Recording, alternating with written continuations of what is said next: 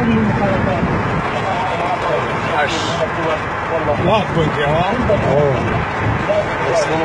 خليك لاط خليك لاط عشان ينفذ لك الموت. خليك لاط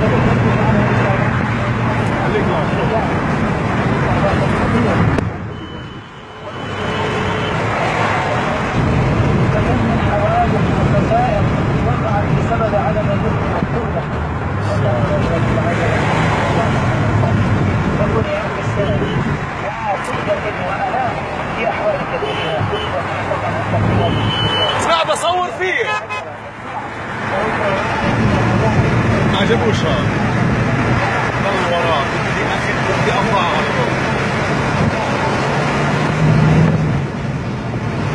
واضح مع الجيب الجاهز.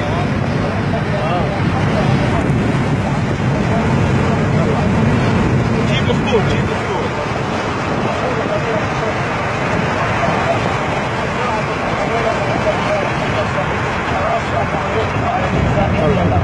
جيب الخطوط يا ايها الذين امنوا اطيعوا الله واطيعوا الرسول واولي الامر. فالواجب علينا نحن الرعيه ان نمتثل لما امر به ولاة امورنا حتى لو كانت السيارة مريحة ولا يشعر الانسان. الحق مش عليك، على الرجال اللي معاك.